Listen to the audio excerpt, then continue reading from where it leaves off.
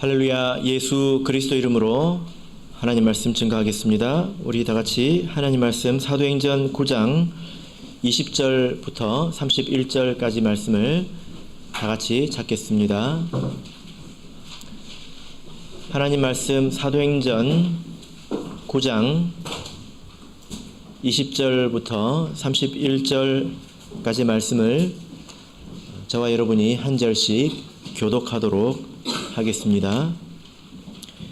20절. 즉시로 각 회당에서 예수의 하나님의 아들이심을 전파하니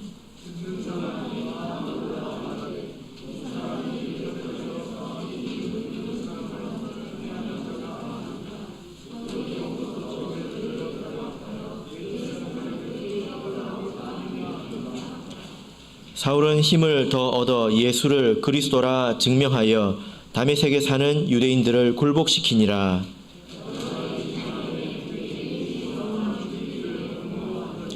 그 계교가 사울에게 알려지니라. 저희가 그를 죽이려고 밤낮으로 성문까지 지키거늘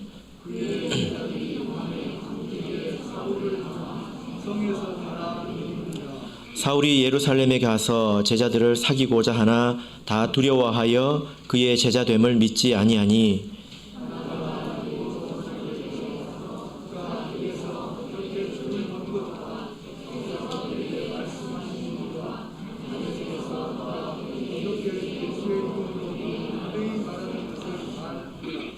사울이 제자들과 함께 있어 예루살렘에 출입하여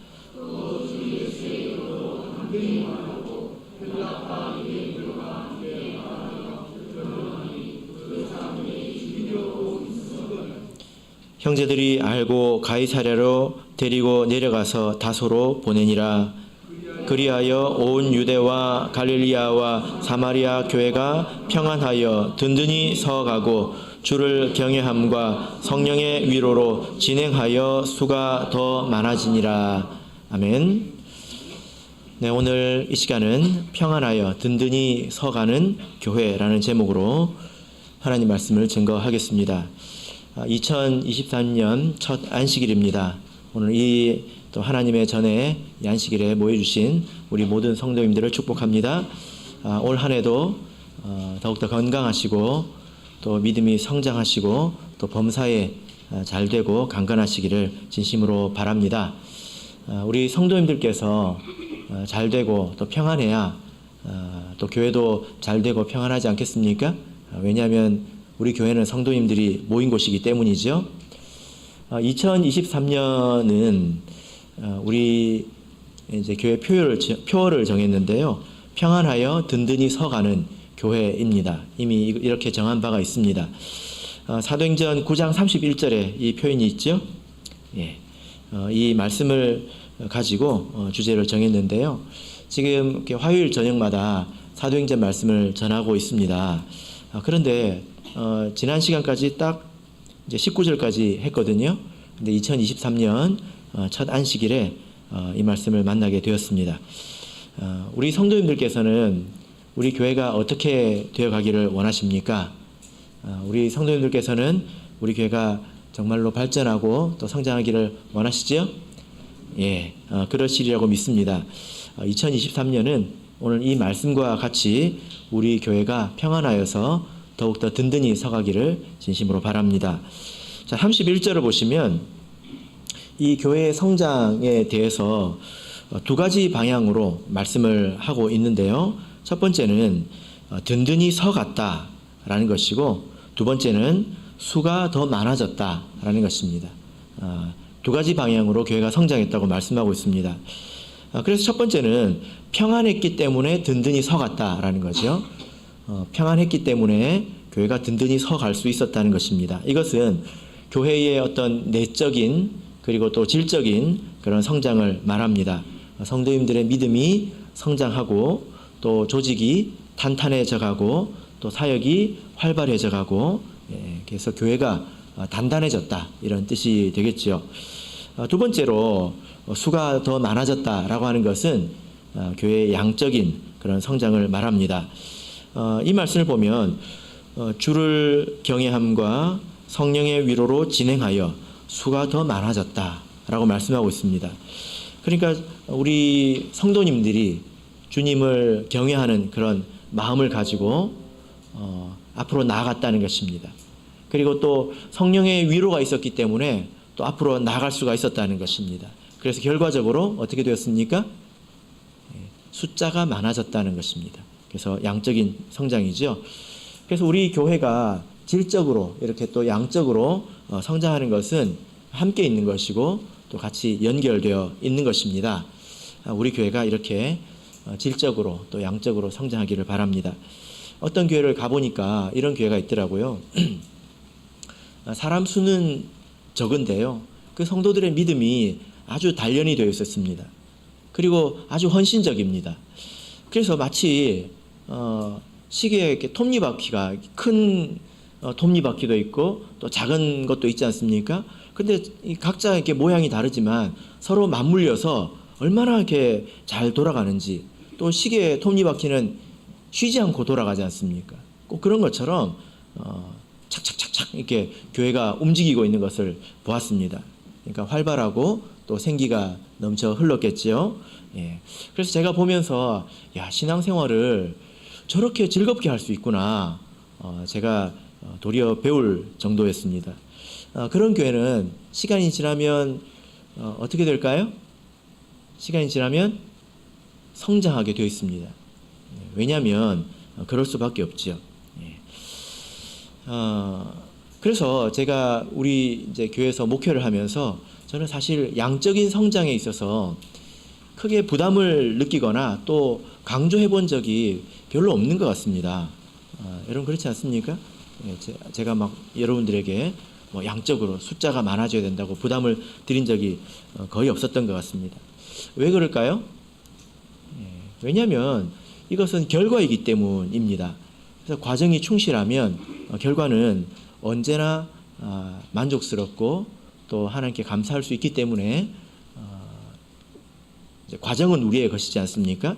결과는 하나님께서 주시는 거죠. 그렇다고 해서 교회에 사람의 숫자가 많아지고 또 양적으로 성장하는 것이 중요하지 않다. 결코 이런 것은 아닙니다. 자, 오늘 본문 31절을 보시면요. 제일 첫 번째 글자가 무엇입니까? 그리하여, 이제 그리하여. 그러니까 사도교회가 이렇게 평안해서 든든히 서가고 숫자가 많아졌다. 참 부럽다. 우리 교회도 그렇게 됐으면 좋겠다. 이런 생각이 들지 않습니까? 근데 이게 그리하여 이렇게 됐다는 것입니다. 결과라는 거죠. 그래서 우리가 전국에 또 참예수 교회가 있는데 여러 교회의 소식을 또 전해 듣지 않습니까? 어떤 교회는 이렇다더라, 어떤 교회는 저라하다더라 이야기를 들으면서 또 부럽다는 생각을 가질 수 있습니다. 그러나 그것은 그리하여 생겨나온 이제 결과이다라는 거죠. 그래서 사도행전을 우리가 쭉 읽어보면 사도행전에 몇 명이 세례받았다, 숫자가 많아졌다, 이런 표현이 종종 나오는 거 아십니까? 그런 것들을 기록하고 있습니다. 그런데 그것이 그냥 아무 이유 없이 생뚱맞게 그냥 어느 날 뚝 떨어진 것이 아니라 어떤 일의 결과로 이것이 기록되고 있다는 것을 우리가 알아야 되는데요. 우리가 이것을 배워야 되겠죠? 자, 그러면 우리 사도행전 5장 14절을 보겠습니다.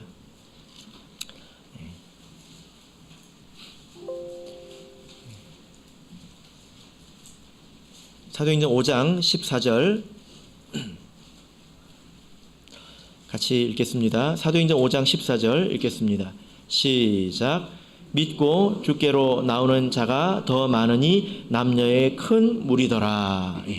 이렇게 말씀하고 있습니다. 사실 이 내용도 결과인데요. 어떤 일의 결과일까요? 우리도 이렇게 됐으면 좋겠죠? 그죠? 12절부터 16절을 보면 교회가 굉장히 성장하고 발전한 것을 기록하고 있는데 이게 결과라는 거예요.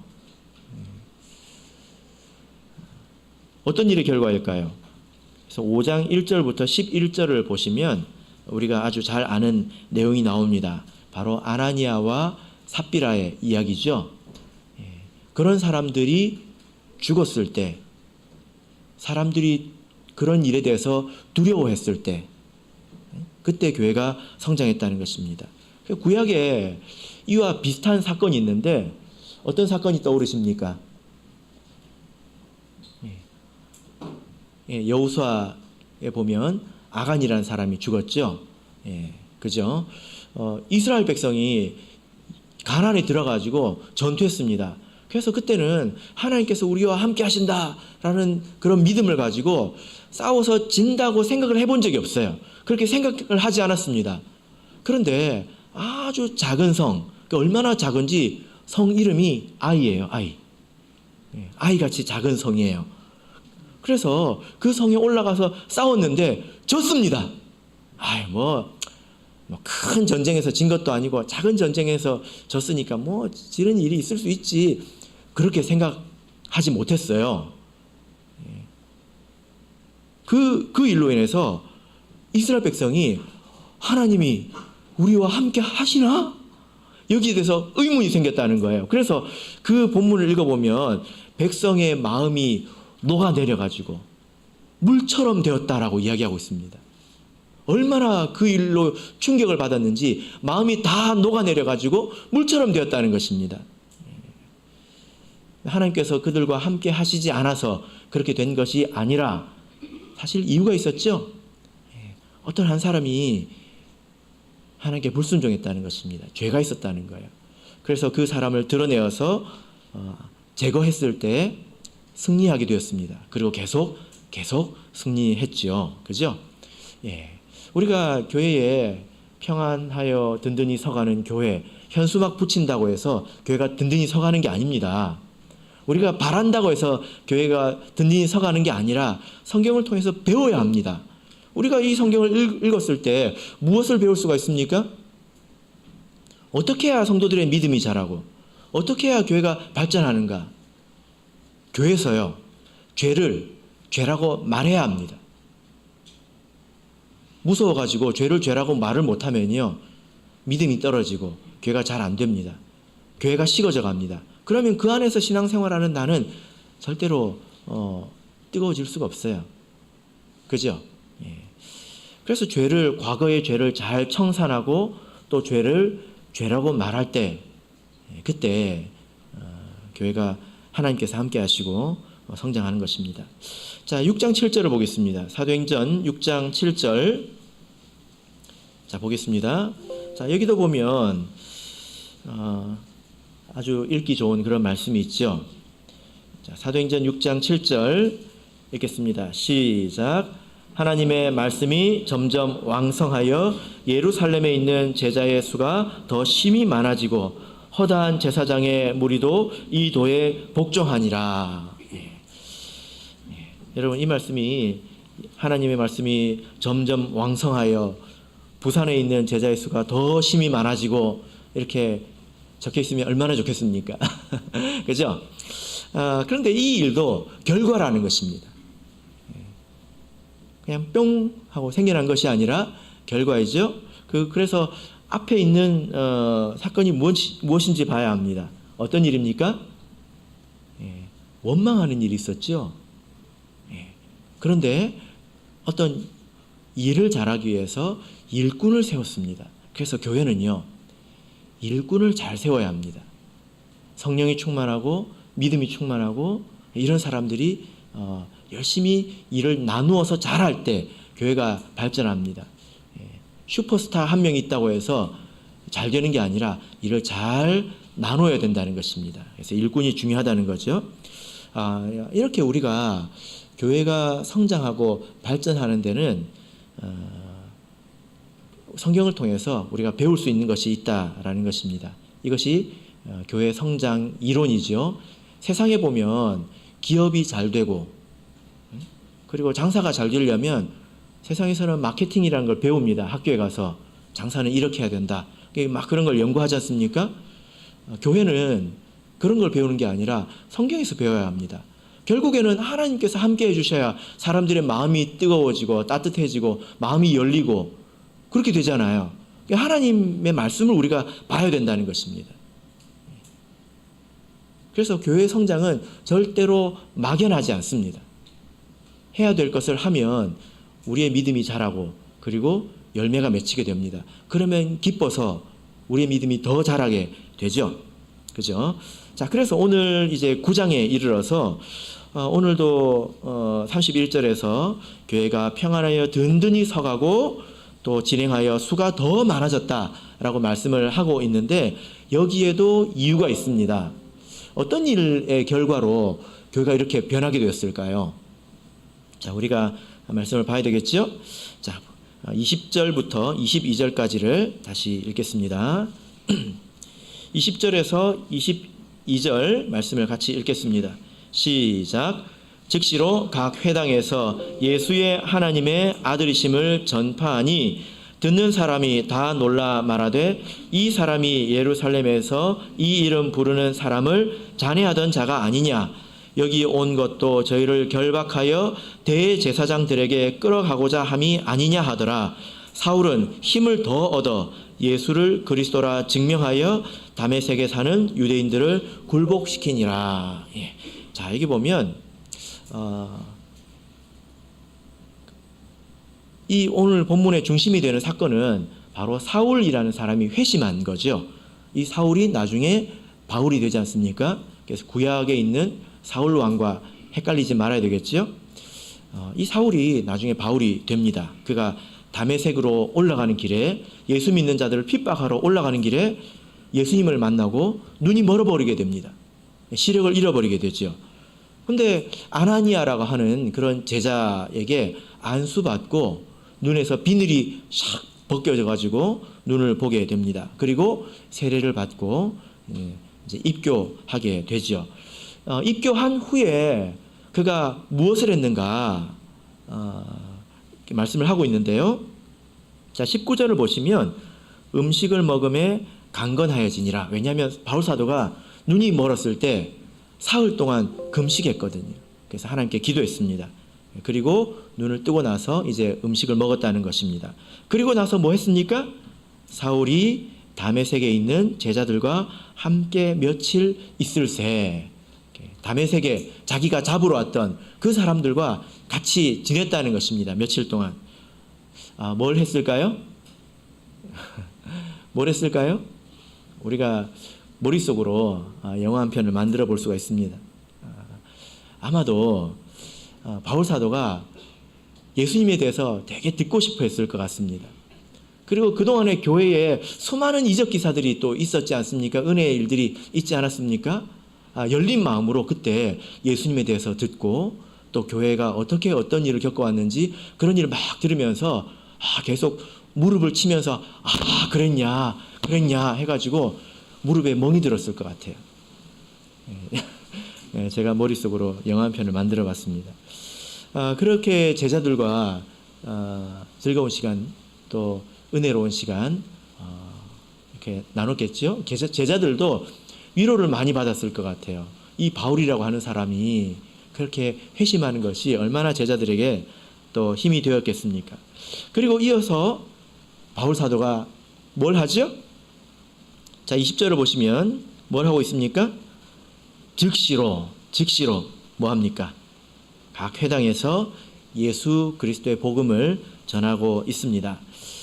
바울 사도가 굉장히 급하죠. 그죠? 지금 바울 사도가 이렇게 막 좀 급하게 서둘러서 하는 것이 느껴지십니까? 이런 마음을 뭐라고 하죠? 뭐라고 표현하면 좋을까요? 바울 사도가 지금 다메섹에 잠깐 챙기러 왔지 않습니까? 지금 사람들 잡으러 왔잖아요. 자기 집도 좀 정리하고 신변도 좀 정리하고 부모님께 좀 인사도 하고 이렇게 온 게 아니라 바로 거기서 집에도 안 가고 복음을 전했다는 것입니다. 그 마음이 느껴져야 될 텐데 그 마음을 우리가 뭐라고 부르면 좋을까요? 네? 성경에 그런 단어가 있습니다. 처음 사랑입니다. 처음 사랑, 첫사랑. 첫사랑을 해보셨습니까? 우리 성도님들께서는 이런 마음을 가져보신 적이 있으신지 요 어떻습니까? 여러분들께서는 내가 예수님을 알고 첫사랑이라고 할 만한 그런 뜨거운 마음을 겪어보신 적이 있으십니까? 어떤 그 형제는 성령을 받고 너무 기뻐가지고 교실에서 친구들 앞에서 기도를 했대요. 우리 참예수교에서 굉장히 유명한 이야기입니다. 우리 서울에서 온 박창일 형제님 혹시 이런 이야기 들어보셨습니까? 못 들어봤습니까? 서울까지는 아직 안 갔나 보네. 충청도까지는 갔는데 그런 형제가 있대요. 오늘 예배 마치시고 누군지 한번 찾아보세요. 예. 지난번에 그 우리 교회 와서 간증한 또 그 이제 노인비 형제 부부가 요 며칠 전에 다녀갔습니다. 남편이 이제 직장을 바꾸면서 잠깐 휴가를 얻었는데 그때 계획한 것이 뭐냐면은 남부 지역에 있는 참예수교회를 다 다녀보는 것입니다. 여러분들도 안 해보셨죠? 남부 지역에 있는 교회 다 다녀보셨습니까? 5개 이상 가보신 분. 그렇게 많지 않으실 거예요. 그런데 다 다니면서 성도가 있으면 가서 교제 나누고 또 사진도 찍고 이제 이렇게 여기다가 단체 티를 입고 다니고 있더라고요. 부산교회도 다녀갔습니다.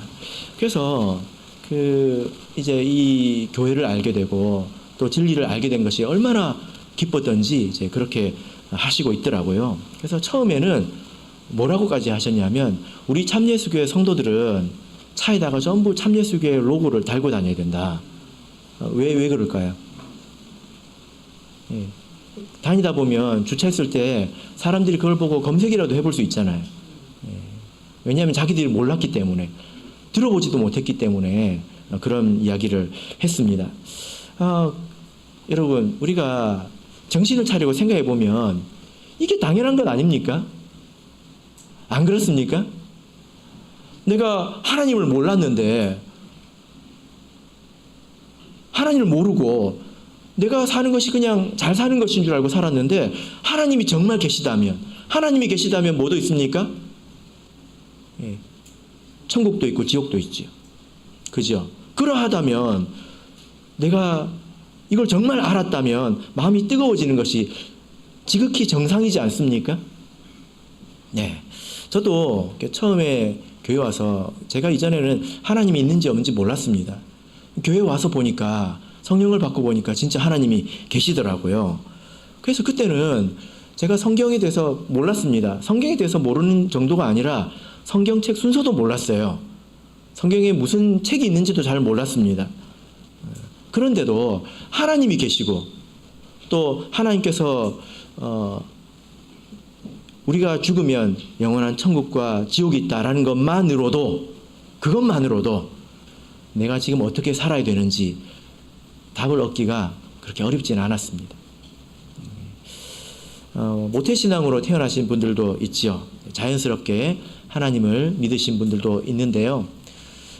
제가 이렇게 청년들을 지도해 보니까 그런 순간이 있는 것 같습니다. 저도 모태신앙은 아니라 가지고 공감하기가 좀 어려울 수 있는데 그래도 지켜보면 어느 순간 그 말씀이 마음에 닿는 때가 있어요. 그래서 그때는 행동이 변합니다. 달라집니다. 그럴 때가 있다라는 거죠. 그래서 보면 알죠? 그런 모습들은 딱 보면 압니다. 익숙해서 그렇게 하는 것인지 정말 마음이 변했는지 이제 보면 안다는 것입니다. 그래서 하나님께서 우리가 이런 그 마음을 계속 가져나가기를 원하신다는 거예요. 그래서 에베소 교회 권면하셨지요. 자, 보겠습니다. 요한계시록 2장입니다. 요한계시록 2장입니다.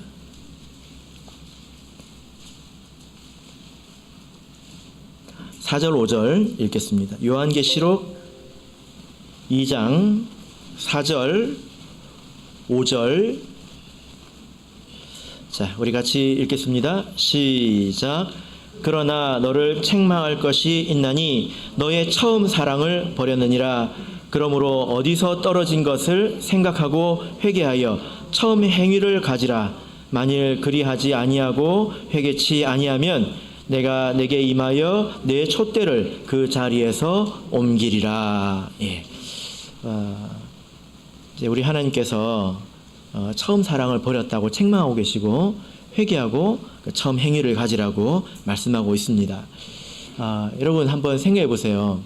교회에 처음 와서 하나님이 계셨어? 하고 막 이제 열심히 하려고 하는 사람들의 행위가 사실 그렇게 대단하지 않아요. 그런 사람들이 잘하면 뭘 얼마나 잘하겠습니까? 안 그렇습니까? 찬양을 알면 몇 곡이나 알고 또 하나님을 위해서 교회에서 봉사를 하면 뭘 얼마나 잘하겠습니까? 지식도 없지요. 경험도 없죠. 투박하기 그지 없을 것입니다. 그러나 하나님께서는 그런 것을 기뻐하신다는 거예요. 서툴지만 그 처음 사랑을 가지고 하나님을 섬기는 것을 하나님께서 기뻐하신다는 것입니다. 제가 아직도 기억하는 형제가 있는데 어떤 형제가 전도되어 가지고 하나님을 알게 된 것이 너무 기뻤습니다. 그래서 교회에 급속도로 적응을 하고 많은 걸 이렇게 배워갔는데 어느 날 이렇게 목자님께서 찬양 인도에 한번 탁 넣었어요. 그런데 그동안에 노래는 노래방에서 부르는 것이고 찬송가는 잘 알지도 못했습니다. 그래가지고 월차를 내서 사모님을 피아노 치게 해서 하루 종일 찬양 연습을 했대요. 그렇게 해서 찬양 인도를 했습니다. 이것이 뭘까요? 처음 사랑이지요. 이것이 첫 행위 아니겠습니까?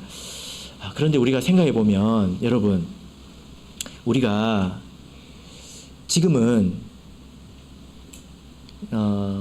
처음보다 훨씬 더 잘할 수 있어요. 그죠? 안 그래요? 찬양도 그렇고 아는 것도 많아졌고 할 줄 아는 것도 많아졌고 찬양이든 섬김이든 기도든 뭐든지 처음보다 훨씬 더 잘할 수 있습니다. 그죠? 그렇게 할 수 있습니다. 그래서 칭찬받은 교회가 있습니다. 19절을 볼까요? 요한계시록 2장 19절 19절을 읽겠습니다. 시작. 내가 내 사업과 사랑과 믿음과 섬김과 인내를 아노니 내 나중 행위가 처음 것보다 많도다. 혹시 누가 와가지고 처음에 마음이 뜨거워서 막 열심히 하고 있으면 뒤에서 앉아가지고 나도 그랬지 그렇게 하지 마세요. 그렇게 하지 마세요. 부끄러운 거잖아요. 그죠? 자기가 식었다는 말이지 않습니까? 처음에 그 작은 것으로도 하나님을 기쁘시겠다면 지금 우리가 아는 것이 얼마나 많고 할 줄 아는 게 얼마나 많습니까? 그걸로 하나님을 얼마나 기쁘시게 할 수 있겠냐라는 것입니다. 그죠? 그래서 여기서 보면 5가지를 말하고 있습니다. 처음에 내 사업과 그리고 사랑과 믿음과 섬김과 인내 이 5가지 면에서 처음보다 더 잘할 수 있다는 것입니다.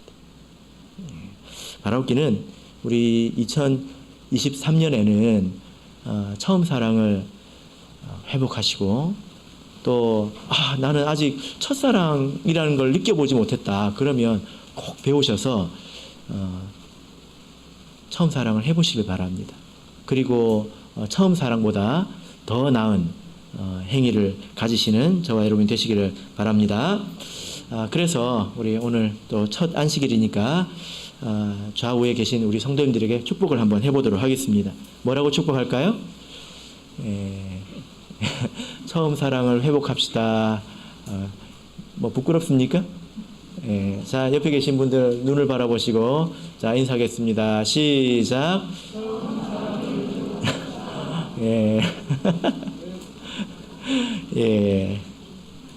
오늘 하루 종일 축복하시길 바랍니다. 교회는 이런 게 있어야 합니다. 그래서 전도가 돼가지고 어떤 사람들이 마음이 뜨거워서 막 열심히 하면요 사람들이 부끄러워하죠. 그죠? 그래서 교회 전도가 되면 교회가 다시 또 온기가 올라갑니다. 우리가 다시 배우게 되는 것입니다. 자, 본문으로 돌아가서 9장 23절에서 25절을 보겠습니다. 그 이후에 어떤 일이 있었는가? 9장 23절에서 25절 같이 읽겠습니다. 시작. 여러 날이 지남에 유대인들이 사울 죽이기를 공모하더니 그 계교가 사울에게 알려지니라. 저희가 그를 죽이려고 밤낮으로 성문까지 지키거늘 그의 제자들이 밤에 광주리에 사울을 담아 성에서 달아 내리리니라. 예. 자, 이제 바울 사도가 다메섹에서 복음을 전하면서 겪었던 그 일인데요. 여러분, 이렇게 하는 것이 믿음이 좋은 걸까요? 무슨 말이냐면 간혹 뉴스를 보면 그 일반 그 교계, 그 기독교계에서도 좀 온건한 신앙을 가진 사람들이 있고요. 또 아주 과격한 신앙을 가진 사람들이 있습니다. 그래서 뉴스를 들어보셨는지 모르겠습니다. 어떤 사람들이 절에 가가지고요, 절을 빙빙 돌면서 찬송가를 부르고 기도를 했습니다. 들어보신 적 없어요? 예. 그리고 하나님을 믿지 않는 그런 나라에 가가지고 막 찬송가를 부르고 막 그랬습니다. 그래가지고 처벌받으면 뭐 받은 거죠? 불신자들에게 핍박을 받은 거죠. 이렇게 하는 것이 믿음이 좋은 것일까요? 여러분 어떻게 생각하십니까? 지금 바울 사도가 어떤 면에서 그렇게 하고 있습니다. 이렇게 핍박을 자초하는 것, 이것이 믿음일까요? 지금 바울 사도가 뭐 이제 여러 가지 견해가 있지만 바울 사도가 다메섹에서 3년간 복음을 전했습니다. 하루아침에 유대인들이 죽이려고 한 게 아니에요. 아마도 바울 사도의 마음에 괴로움이 컸을 것입니다. 왜냐하면 자기가 알고 보니까 괴로움이 더 커졌겠죠? 그전에는 뜨거운 마음으로 핍박을 했는데 알고 보니까 이제 뜨거운 마음으로 복음을 전해야 되겠다 이런 생각이 생겼을 것입니다. 왜냐하면 자기처럼 여전히 어두움에 있는 그런 사람들이 있는 것이고 자기 친척 또 동족에 대한 안타까움이 있었겠죠. 그래서 어떻게 하면 이 복음을 펼쳐낼 수 있을까, 여기에 대해서 마음이 굉장히 뜨거웠을 것입니다. 그리고요, 바울 사도는 식견이 있는 사람이거든요. 가말리엘의 문화에서 배운 사람이잖아요. 그죠? 교회가 좀 답답하게 보였을 수도 있어요. 자기가 혼자 할 줄 아는 게 많기 때문에. 처음 사람들이 느끼는 심정입니다. 그래서 25절을 보면 좀 이상한 표현이 나오는데 25절 다시 보실까요? 25절을 보면 어떤 표현이 나옵니까? 그의 제자들이라고 말하고 있습니다. 다메섹에서 복음 막 전하다가 다메섹에 있는 유대인들이 도저히 못 참겠다 해가지고 바울을 죽이기로 이제 결의하고 죽이려고 기다리고 있으니까 바울 사도가 다메섹에서 도망쳤는데 광주리에 담아가지고 옛날에 그 오병이어의 기적에 나오는 그런 큰 광주리 있잖아요. 그런 데다가 바울 사도가 이제 몸을 싣고 이렇게 내려왔다는 것입니다. 근데 누가 내려줬습니까? 그의 제자들. 그의 제자들. 그의 제자는 누굴까요? 누구의 제자를 말합니까? 바울의 제자입니다. 바울의 제자. 근데 성경에는 이런 표현이 안 나옵니다. 누구의 제자라는 표현이 안 나와요. 어떤 표현이 있냐면 제자라는 단어를 이렇게 찾아보면 간혹 누구의 제자다라고 이렇게 표현하는 경우가 나오는데 요한의 제자라는 표현이 나옵니다. 그 요한의 제자가 나중에 예수님의 제자로 되죠. 또 예수님의 제자라는 표현도 나옵니다. 또 유대인들은 바리새인의 제자 그리고 모세의 제자라는 표현은 성경에 있습니다. 그런데 교회 안에서 누구의 제자 이런 표현은 없어요. 여러분 사도들이 성도를 가르쳤죠. 초기에는요 사도들의 머리가 성경책이었습니다. 그게 진리였습니다. 사도들이 성도를 가르쳤어요. 그래서 사도의 제자라고 합니까? 베드로의 제자라고 합니까? 사도들이 가르쳤으니까 사도들의 제자 아닙니까? 성경은 그렇게 이야기하지 않습니다. 사도들이 가르쳤지만 그 사람은 예수님의 제자예요. 주님의 제자입니다. 지금도 그렇죠.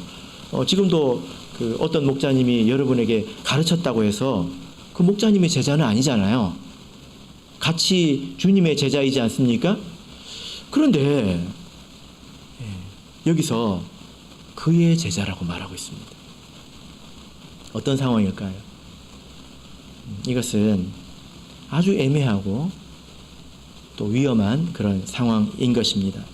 물론 바울 사도가 자기 생각을 가르치지는 않았을 거예요. 복음과 그릇된 것을 가르치지는 않았을 것입니다. 그러나 바울 사도의 영향력이 비정상적으로 컸다는 것입니다. 교회의 다스림, 교회의 일원이라고 하기보다는 바울 사도의 영향력이 너무나 컸다는 것입니다. 그래서 이렇게 표현하지 않았을까요?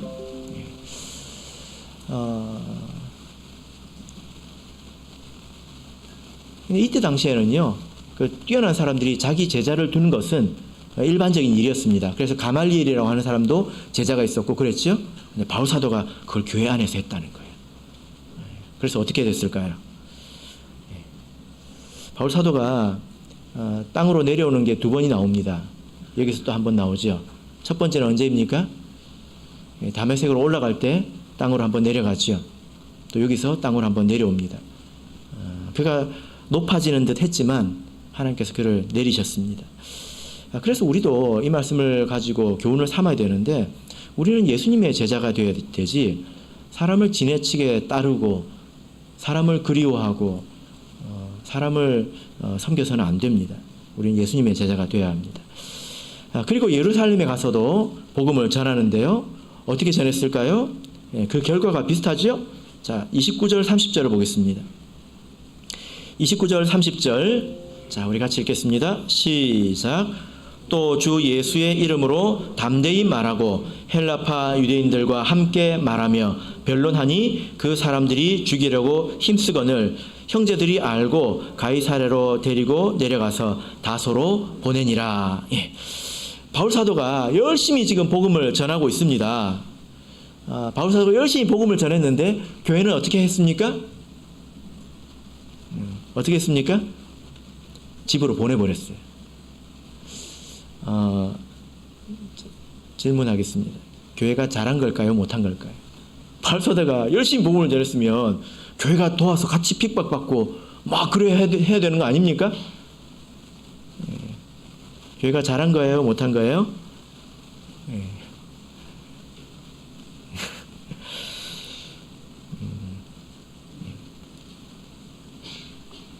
자, 우리 확실한 답을 보겠습니다. 사도행전 22장 18절을 보겠습니다. 사도행전 22장 18절.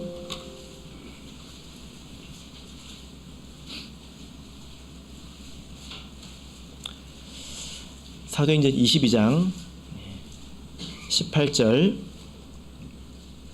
같이 읽겠습니다. 시작. 봄에 주께서 내게 말씀하시되 속히 예루살렘에서 나가라. 저희는 내가 내게 대하여 증거하는 말을 듣지 아니하리라 하시거늘. 예. 지금 두 가지 내용이 기록이 되어 있는데요. 바울 사도가 예루살렘에서 복음을 전할 때 어쩌면 죽음을 각오했을 수도 있습니다. 근데 교회는 다스렸겠죠. 바울 사도가 그걸 받아들이지 않았을 수 있습니다. 그래서 하나님께서 그에게 설득해 주시죠. 그죠? 바울 사도의 뜨거운 마음은 이해되지만 그게 하나님의 뜻이 아니라는 것입니다. 그래서 네가 하는 말을 듣지 않을 것이다 하니까 바울 사도가 또 대답하죠. 19절 20절 읽겠습니다. 시작. 내가 말하기를 주여 내가 주 믿는 사람들을 가두고 또 각 회당에서 때리고 또 주의 증인 스데반의 피를 흘릴 적에 내가 곁에 서서 찬성하고 그를 죽이는 사람들의 옷을 지킨 줄 저희도 아나이다. 이게 무슨 말일까요? 나 같은 사람이 앞장서서 핍박했던 사람이 거기서 앞장서서 내가 이렇게 전하면 정말 효율적이지 않을까요? 많은 사람들이 듣지 않을까요? 내가 빚졌기 때문에 내가 사람을 죽였기 때문에 내가 죽어도 되지 않을까요? 그런 결기를 이야기한 것입니다. 근데 하나님께서 뭐라고 하십니까? 21절 읽겠습니다. 시작. 나더러 또 이르시되 떠나가라 내가 너를 멀리 이방인에게로 보내리라 하셨느니라. 가라. 이렇게 말씀하셨습니다. 너에게는 다른 사명이 있다. 가라. 그때에 교회는 동일한 일을 하지요. 다소로 보내버립니다. 왜냐하면 너무 시끄러웠기 때문입니다. 그 결과가 무엇입니까? 31절 읽겠습니다. 사도행전 9장 31절. 바울을 집으로 보내버린 결과가 무엇이죠? 읽겠습니다. 시작. 그리하여 온 유대와 갈릴리와 사마리아 교회가 평안하여 든든히 서가고 주를 경외함과 성령의 위로로 진행하여 수가 더 많아지니라. 바울이 집에 간 결과가 교회가 발전했다는 것입니다. 여러분, 우리에게 바울 사도 같은 사람이 있으면 얼마나 힘이 되겠습니까? 그죠? 아는 것도 많죠. 영향력 있죠. 그래서 아마 여러분 이런 생각 해보신 적이 있는지 모르겠습니다. 저기 어디 교회에 누가 요즘에 뜨는 목사님이라고 하던데, 목자님 가서 좀 단판을 짓고 오세요.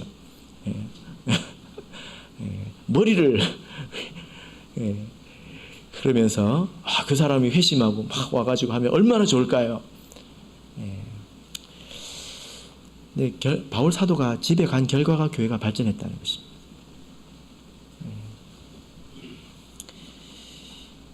전하는 것은 좋은 일이지요. 그러나 때와 장소가 있는 것입니다. 방법이 있다는 것입니다. 바울 사도는 하나님을 초월해서 자기 스스로 일을 하려고 했고요. 교회와 한 마음이 되어서 일을 하지 않았습니다. 그래서 다소로 보내버린 것입니다. 바울 사도의 그 처음 이야기인데요. 그가 처음 사랑이 있었죠. 뜨거운 마음이 있었습니다. 그런데 여러분, 우리가 뜨거운 국물일수록 두꺼운 그릇에 담아야 되잖아요. 그죠? 우리가 열심히 있을수록 성숙해야 합니다. 열심히 있을수록 조심해야 합니다. 신앙의 열기가 식어버리는 것도 문제이죠. 그래서 팔짱 끼고 나도 그랬지 하는 것도 문제입니다. 그러나 뜨거운 열정을 아무 데서나 아무렇게나 내가 옳은 말 하지 틀린 말 하냐 이런 생각으로 풀어헤치면 교회는 혼란스러워져요. 그래서 옳은 말과 옳은 행위도 하나님의 때와 장소에 맞아야 하고 우리 교회가 한 마음으로 해야 합니다. 한 마음으로 해야 합니다. 그래서 우리가 이렇게 신앙생활을 해 나간다면 교회가 든든히 서가고 평안 가운데서 결과적으로는 숫자도 더 많아질 것입니다. 제가 1996년 5월 5일에 부산교회에서 세례를 받았습니다.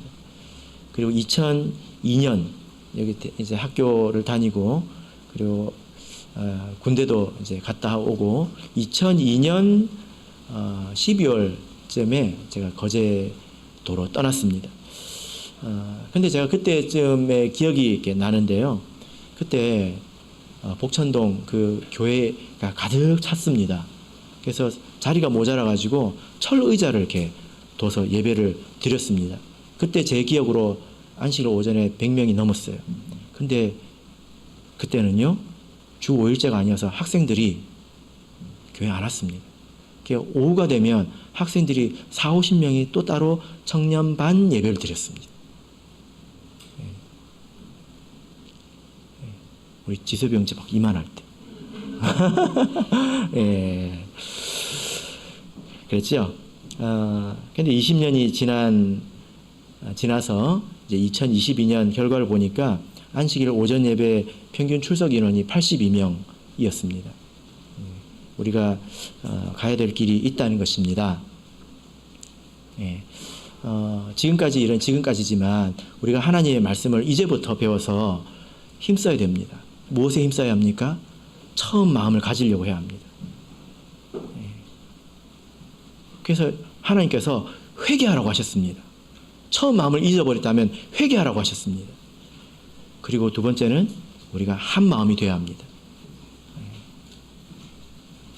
그런다면 하나님께서 틀림없이 우리와 함께 해주시고 또 2023년이 맞춰갈 때는 우리가 더욱더 성장하고 또 발전한 교회가 되어 있을 줄로 믿습니다. 바라옵기는 저와 여러분이 평안하여 든든히 서가는 교회의 일꾼이 되시기를 예수 그리스도의 이름으로 축복합니다.